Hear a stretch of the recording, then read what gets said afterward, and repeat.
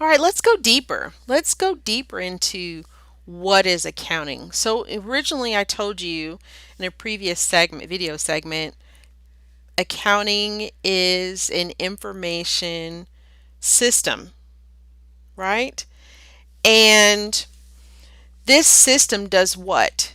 It identifies the transactions because not every business transaction is worthy of or aligns with accounting or should be recorded in the accounting system. So we identify of the transactions which are the relevant ones, right?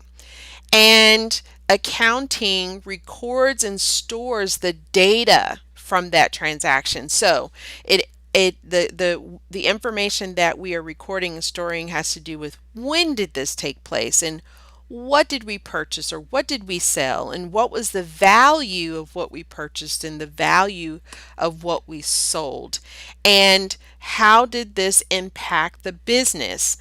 Did something increase because of this transaction or did something decrease because of this transaction?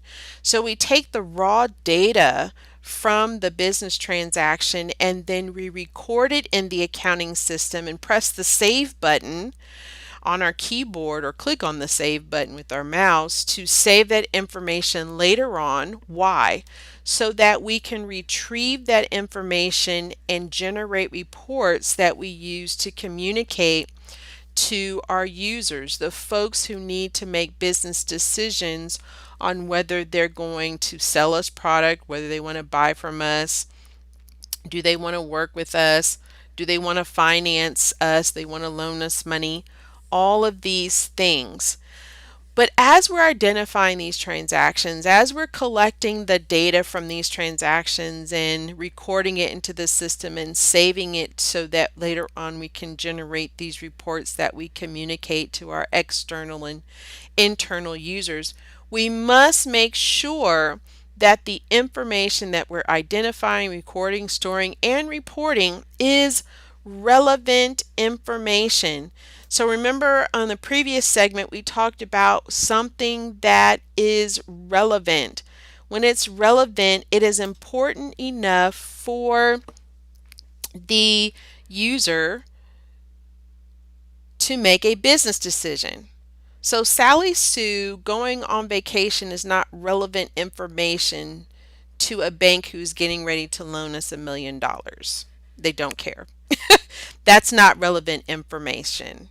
Um, when Billy Bob goes on, um, you know, work leave, or he goes to, we switch him from um, middle management to upper management.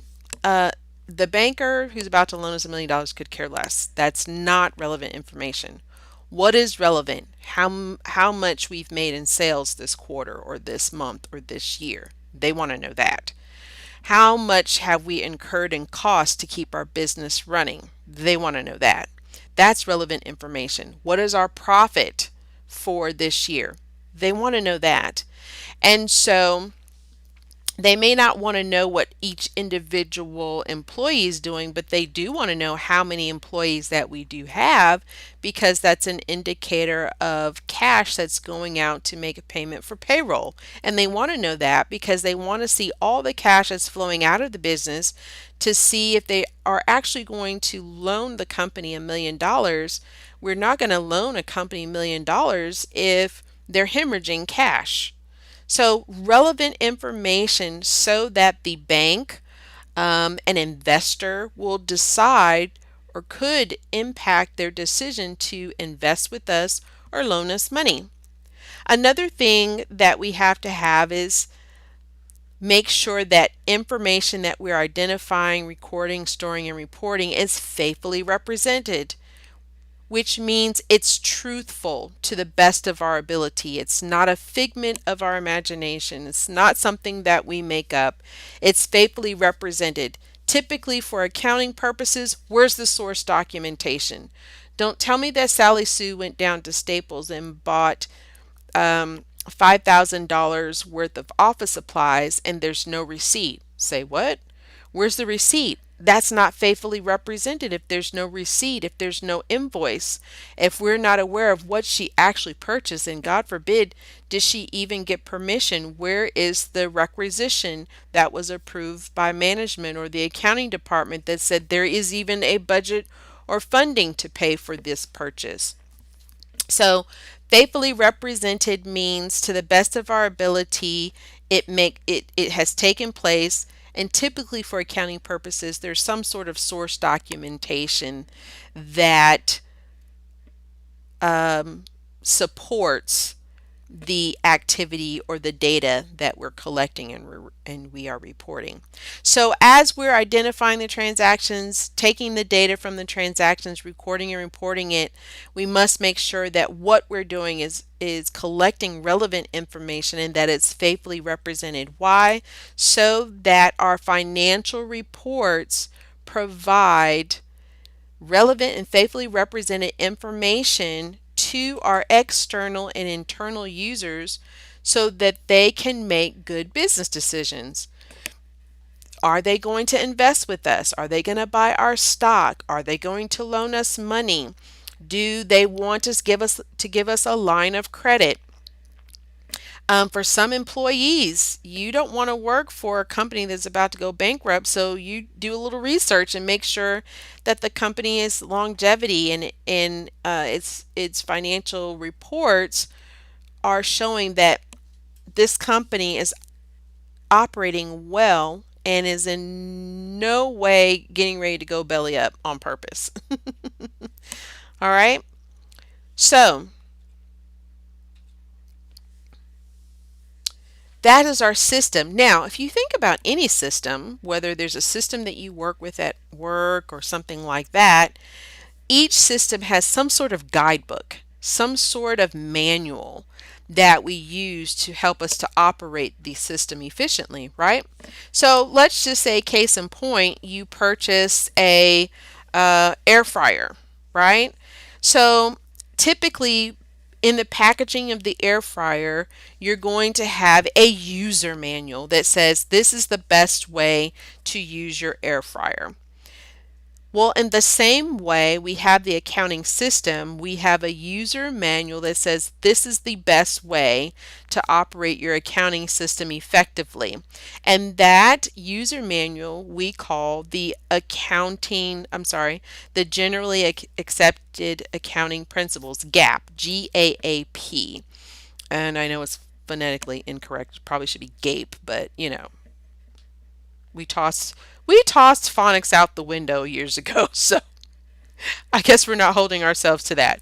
All right, GAAP, Generally Accepted Accounting Principles. This is our user manual that helps us to efficiently operate our accounting system, because remember, it is a system and we got to know how to use it.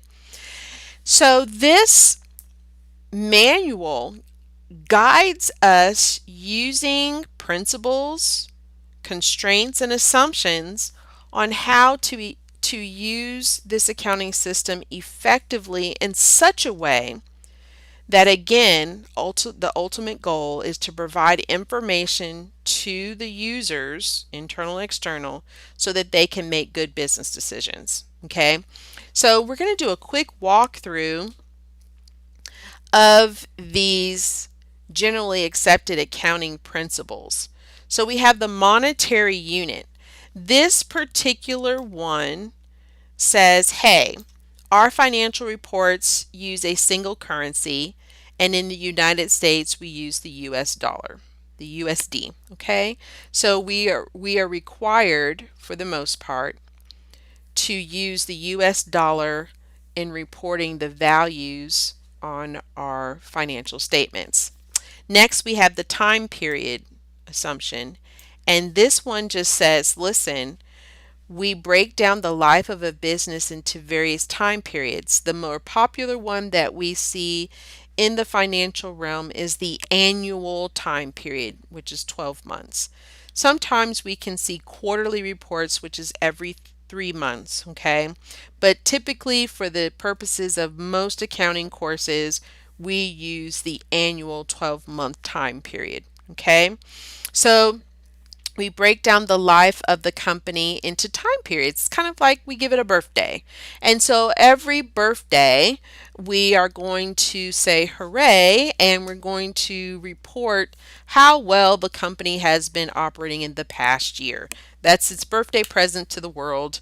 This is how well or unwell we've been operating for the past 12 months, and that's how we do that. Then we have the business entity. This particular principle says, hey, listen, the business is separate from the owners or the folks who started the company and other business entities. So, as an example, when Steve Jobs and Wozniak got together and they started Apple, they did incorporate it, but they were separate from the Apple Corporation. Okay, so Steve Jobs found that out in the most treacherous way when they kicked him out of the company and he was let go. And, he had the stance of a how dare you moment. I started this company would not be if it weren't for me. Yeah, but sir, you're separate from the business entity. This is a corporation, and the corporation is separate from its owners. Whether you started it or not, whether you're an investor or not, you are not directly tied to the operations of the business, and the business will do what's best for the business, not what's best for the owners or the person who started the company. So, the entity, the business itself, is separate from the business owners, thus, the people who started and the stockholders. Remember, stockholders, or be mindful, I should say, stockholders are the owners of the company. So if you own stock right now in your 401k or your retirement plan, or maybe you're on Robinhood or Webull or any of those other retail investment apps, and you own stock or even a fraction of stock in any company, you are a stockholder, you are an owner. All right? But you are separate from the company. That doesn't mean you can go to Chase Manhattan or Deutsche Bank and say, I want to take out $1 million because I own stock in Apple. No, sir, no, ma'am. You can't do that. You're not an agent for the company. You can't do that. Though that would be nice, but you can't do that. All right. Then we have going concern. Going concern says, hey, the business has a long life that will not end. So the objective or the goal or the idea of the company is once it's started, it will go on to infinity and beyond. There's no end of life. Basically, we have an expectation that it will continue going and outlive the current humans that are involved in the operations or own any of its stock. Then we have the conservative constraint, and most accountants are infamous for this. For we are quite conservative and we err on the side of conservatism, and this one just says, when in doubt, we record the underestimated value. So, in other words, we're not going to give you rainbows and cuddly kittens when it comes to how well the company is operating. We are going to give you realism wrapped in pessimism.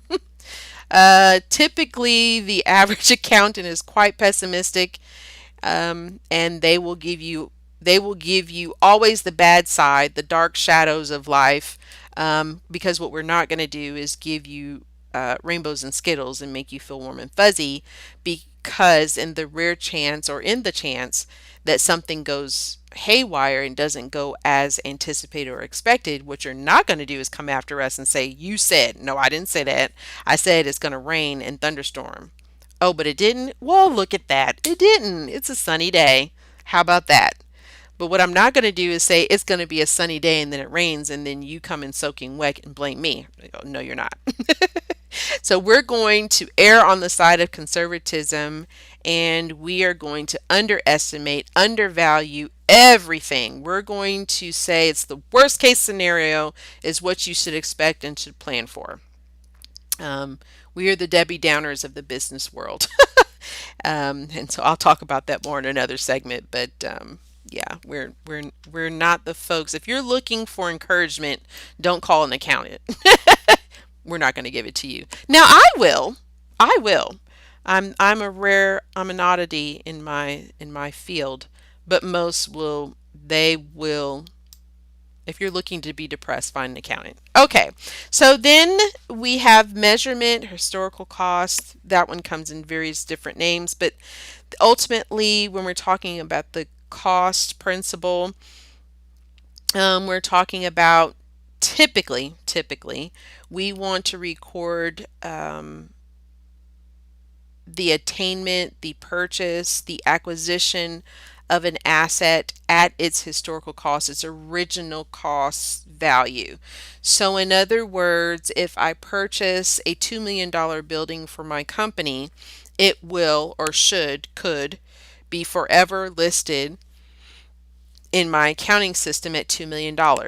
Now, if you talk to a real estate agent or some sort of appraiser, oh, well, your building is now $5 million. That's cute, but historically, and for the cross principal purpose, I can't just change that because the realtor and or the appraiser deems that now my building is worth $5 million, and so thus I should change the value. I can't do that. Typically, I cannot do that. Now, there's exceptions, but um, I just can't change it because the market says it's more valuable now than it was when I purchased it 10 years ago. No, no, no.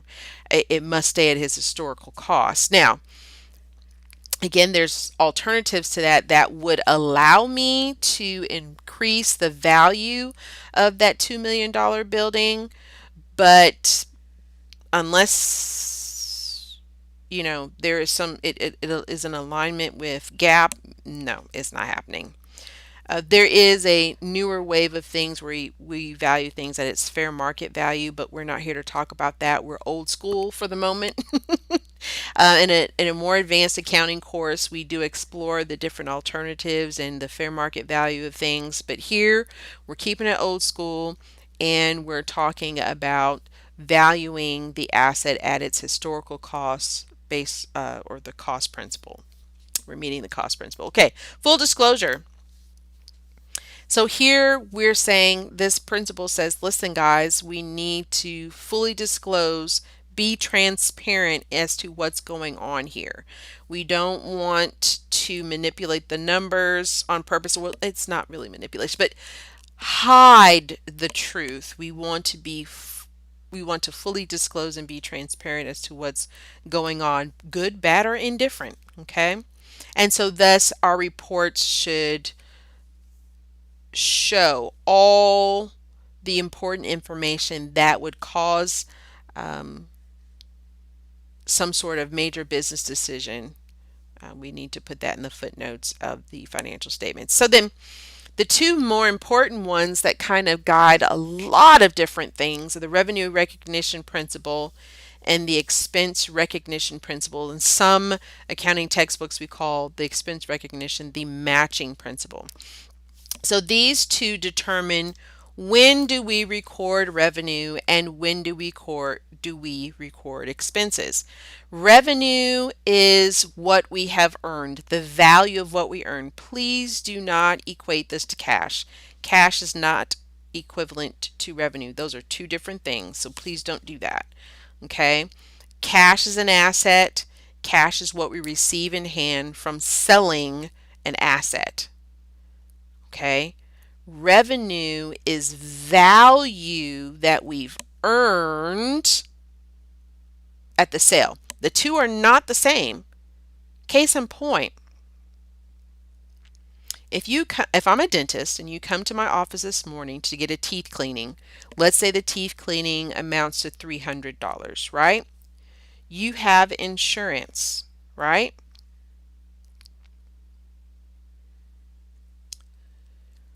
I am going to bill your insurance. And so today I have earned $300 in revenue because I did a $300 cleaning. That's my revenue. Now, will I receive that in cash? That remains to be seen because the insurance company could pay me $50 for that based on what they deem is the value of the teeth cleaning that you've received. So I may not get paid the full revenue amount. I may only receive. Another case in point is if I had a customer that came in and I allowed them, I'm a furniture store, and the customer came in and purchased $3,000 worth of furniture on Rooms to Go, right? And I said, hey, I'm going to let you walk out of here with this furniture, right? But you've got to pay me the full $3,000 amount. And they signed a little promissory note and contract, right? So I've earned, Rooms to Go has earned $3,000 in revenue. 30 days later, the customer only pays $1,000 and says, I don't have the other $2,000. I'm filing bankruptcy. That's the cash. That's not the full revenue. So I have a loss on that sale. So please don't confuse revenue and cash. They are two different things. Revenue is the right to earn the service, the value of the service that you provided, the value of the product that you delivered to the customer, the value of the service that you provide to the customer. Cash is what you actually receive, and many times cash is not equivalent to revenue because that customer may not pay you in full or at all. Okay, so don't do that. So revenue is the value of the services that you're providing to the customer or the value of the product that you're selling to the customer. And so because of that, the GAAP says we record revenue when we've completed the service or delivered the product to the customer, not when they pay us. I do not wait to put it in my accounting system. So today, as a dentist, I did $10,000 worth of dental work. My office manager, my accountant, has put in $10,000 worth of invoices into my accounting system that's going to go send out to the insurance companies or to the customer. I do not wait until the customer or the insurance pays me because that could be 30, 40, 50, 60, 70, 80 days out. But I need to show what did I earn today. I earned $10,000. So I have to put that in the accounting system. I don't wait till I get paid to show what I've earned. I've earned it. Okay.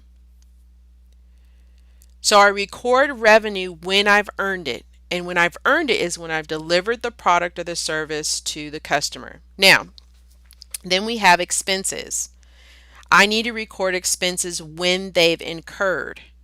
Expenses are costs of doing business.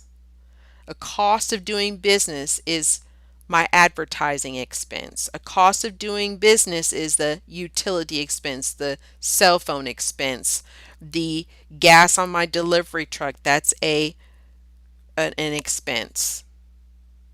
Interest on my loans, that's an expense.